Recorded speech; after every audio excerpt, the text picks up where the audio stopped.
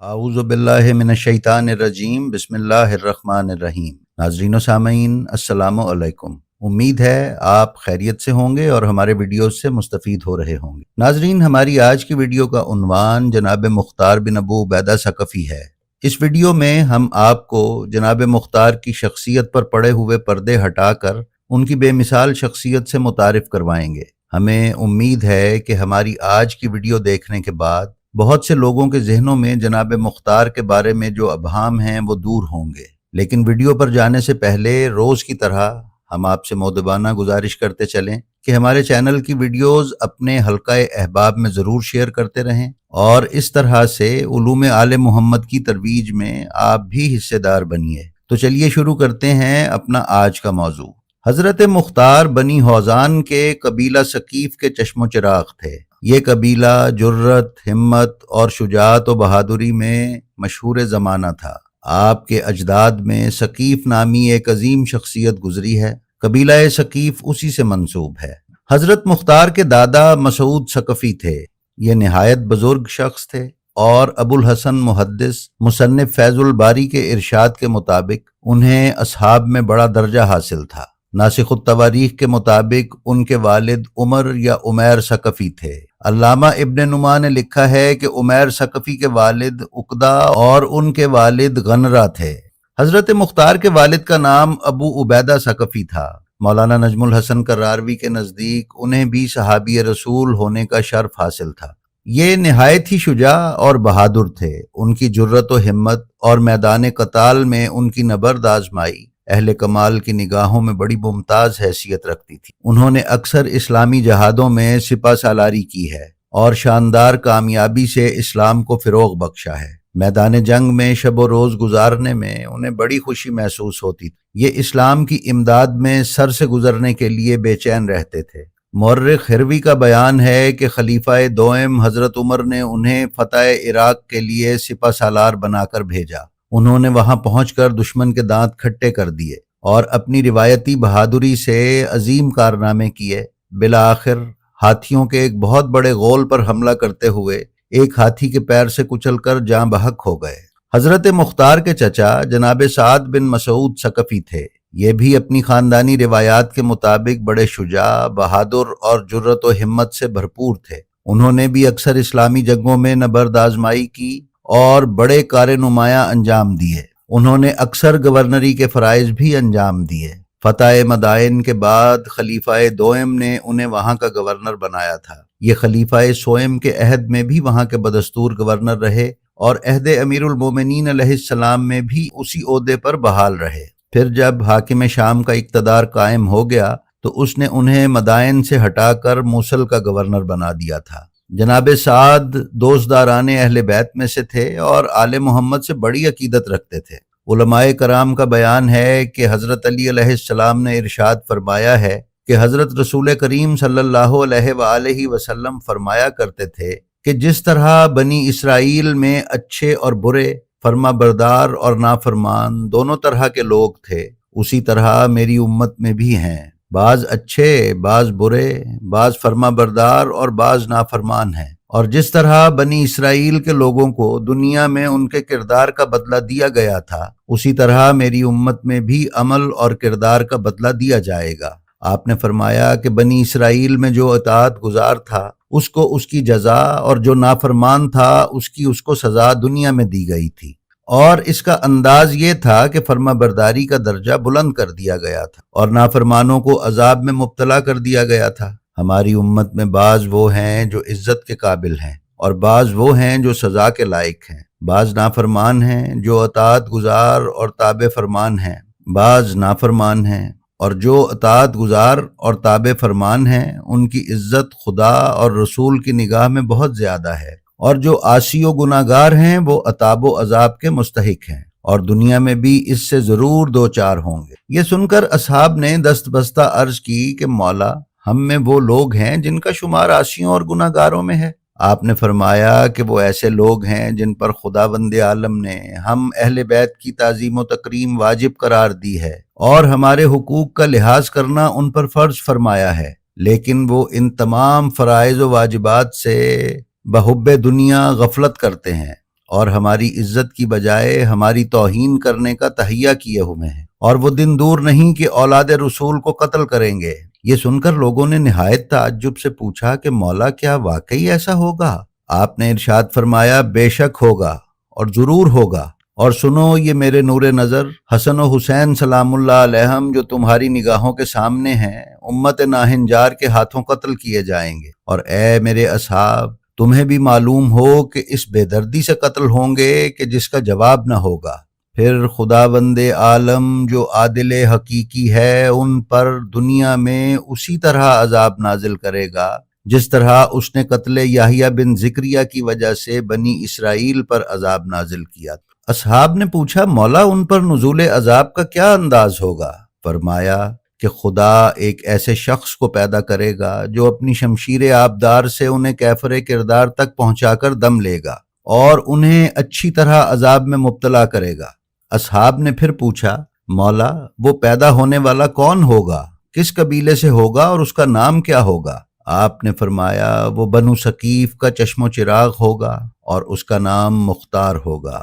حضرت شہید ثالث نور اللہ شوستری روایت کرتے ہیں کہ حضرت علی علیہ السلام نے ارشاد فرمایا کہ عنقریب میرا فرزند حسین قتل کر دیا جائے گا، اس کے بعد بنی ثقیف کا ایک شخص خروج کرے گا اور ان لوگوں میں سے جنہوں نے قتل حسین میں حصہ لیا ہوگا 80,303 افراد قتل کرے گا۔ لوگوں نے دریافت کیا مولا اس کا نام کیا ہوگا؟ فرمایا مختار بن ابو عبیدہ ثقفی۔ حضرت مختار کے متعلق حضرت رسول کریم صلی اللہ علیہ وآلہ وسلم کی بشارت اور پیشگوئی حضرات علماء اہل سنت بھی تسلیم کرتے ہیں، اور انہوں نے بھی اپنی کتابوں میں اس کا ذکر کیا ہے۔ مختار کے متعلق رسول کریم کی پیشگوئی کے لیے اہل سنت والجماعت برادران کی کتب منہاج السنہ از ابن تیمیہ، حسین و یزید اور مشکات شریف وغیرہ کا مطالعہ کیا جا سکتا ہے۔ ان کتابوں کے بعض مصنفین نے حضرت مختار پر یہ الزام بھی لگایا ہے کہ وہ کہتے تھے کہ ان پر وحی نازل ہوتی ہے۔ اس کے متعلق مورخ اسلام علامہ محمد خاوند پاشا رقم تراز ہیں کہ مختار جو کچھ کہتے تھے وہی ہوتا تھا، جس سے لوگوں نے یہ رائے قائم کر لی کہ ان پر وحی کا نزول ہوتا تھا، حالانکہ ایسا نہ تھا۔ ان کا کہنا اس لیے درست ہوتا تھا کہ وہ ذہانت اور فراست کے درجہ کمال پر فائز تھے۔ حضرت امام زین العابدین علیہ السلام کا ارشاد ہے کہ حضرت علی علیہ السلام کی بشارت محمدیہ بیان کرنے کے تھوڑے ہی دنوں کے بعد مختار بن ابو عبیدہ ثقفی پیدا ہوئے تھے۔ حضرت مختار کے ہاتھوں ایک عظیم کام مکمل ہونا تھا، اسی لیے ان کی پیدائش سے پہلے اور اس کے بعد عجیب و غریب حالات و واقعات ظاہر ہوئے۔ ناظرین، ابن نما علیہ الرحمہ نے تحریر فرمایا ہے کہ حضرت مختار کے والد ابو عبیدہ ایک نہایت نیک سیرت خوش سلیقہ عورت کی تلاش میں تھے۔ وہ چاہتے تھے کہ ایک خاندانی عورت مل جائے۔ لوگوں نے انہی کی قوم کی بہت سی عورتوں کی نشاندہی کی، لیکن انہوں نے ان میں سے ایک پر بھی رضامندی ظاہر نہ کی۔ ایک دن ابو عبیدہ اپنے بستر پر سو رہے تھے کہ خواب میں ایک آنے والے نے ان سے کہا کہ اے ابو عبیدہ تم دومۃ الحسنہ سے نکاح کر لو، وہ تمہارے لیے ویسا ہی فرزند پیدا کرے گی جیسا تم چاہتے ہو، کہ وہ ایسی عورت ہے جس کی تم کبھی کوئی برائی نہ دیکھو گے اور نہ سنو گے۔ ناظرین، خواب سے بیدار ہو کر ابو عبیدہ نے اس واقعے کو اپنے اہل قبیلہ سے بیان کیا۔ ان لوگوں نے ان کے اس خواب کا احترام کیا اور سب نے اس رشتے کے لیے ہاں کر دی، اور پھر وہب بن عمر بن ماتب کے پاس ان کی لڑکی دومۃ الحسنہ کے لیے پیغام بھیج دیا گیا، اور انہوں نے اس رشتے کو بخوشی منظور کر کے ابو عبیدہ کے ساتھ اپنی لڑکی دوما کی شادی کروا دی۔ دومۃ الحسنہ ابو عبیدہ کے ساتھ نہایت خوشی اور مسرت کے ایام گزار رہی تھیں کہ اس بچے کی امید سے ہو گئیں جس کے ہاتھوں کاتب تقدیر نے واقعہ کربلا کا بدلہ لینا لکھا ہوا تھا، اور جسے نصرت محمد و آل محمد کا شرف عظیم نصیب ہونے والا تھا۔ دومۃ الحسنہ کا بیان ہے کہ میں نے خواب میں دیکھا کہ ایک شخص آیا ہے اور کہتا ہے اے دوما، تجھے بشارت ہو کہ تیرے بطن سے وہ بچہ پیدا ہونے والا ہے جو شیر کی مانند ہوگا، وہ بڑا بہادر اور زبردست نبرد آزما ہوگا۔ دوما کہتی ہیں کہ جب بچہ پیدا ہو چکا تو وہی آنے والا جو بشارت دے کر گیا تھا پھر خواب میں آیا اور کہنے لگا اے دوما، یہ فرزند نہایت بہادر ہوگا، نبرد آزمائی میں اس کے قدم پیچھے نہ ہٹیں گے اور دشمن کے مقابلے میں یہ کامیاب ہوگا اور میدان جنگ میں بڑی دلیری سے، کامیابی سے اور مردانہ وار کامرانی حاصل کرے گا۔ ناظرین، بعض مورخین نے لکھا ہے کہ حاطف غیبی نے مختار کی والدہ سے یہ کہا تھا کہ یہ بچہ اہل بیت پیغمبر کا دوست ہے اور آل محمد کے دشمنوں کو با امداد الہی قتل کرے گا۔ حضرت مختار کی تاریخ ولادت کسی کتاب میں نہیں ملتی، البتہ یہ مسلم ہے کہ آپ سن 1 ہجری میں پیدا ہوئے ہیں، اور بعض کا کہنا ہے کہ یہ اس روز پیدا ہوئے تھے جس روز رسول خدا جنگ تبوک میں تشریف لے گئے تھے۔ مختار کی ولادت کے بعد ان کے والد ابو عبیدہ ثقفی نے ان کا نام مختار رکھا۔ مولانا نجم الحسن کراروی کے نزدیک یہ نام قدرتی طور پر اس لیے قرار پایا کہ یہی نام خدا و رسول اور ائمہ طاہرین کی نگاہ میں واقعہ کربلا کا بدلہ لینے والے کے لیے چنا ہوا تھا، کیونکہ لفظ مختار کے معنی چنے ہوئے کے ہیں۔ ناظرین، مختار کے 4 اور سگے بھائی تھے جن کے نام یہ ہیں: جبیر، ابو الحکم اور ابو جبیر امیہ، اور ایک بہن تھی جس کا نام صفیہ تھا جو عبداللہ ابن عمر کی بیوی تھی۔ یہ عبداللہ ابن عمر خلیفہ دوئم کے بیٹے تھے۔ یہ بھی ملتا ہے کہ آپ کی ایک بہن عمر ابن سعد کی بیوی بھی تھی۔ حضرت مختار کی کنیت ابو اسحاق تھی۔ خود مختار نے اس کنیت کا اکثر مواقع میں ذکر کیا ہے، اور علامہ خاوند شاہ ہروی نے اپنی کتاب روضۃ الصفا میں لکھا ہے کہ آغاز واقعہ انتقام کے موقع پر جب لوگ مختار کے لیے محمد بن حنفیہ علیہ السلام کے پاس جا کر یزیدیوں کے خلاف جہاد کی اجازت لے کر واپس ہوئے تھے تو مختار نے کمال مسرت کے ساتھ کہا تھا: میں ابو اسحاق ہوں، میری تیغ آبدار سے عنقریب دشمنان آل محمد جہنم رسید ہوں گے۔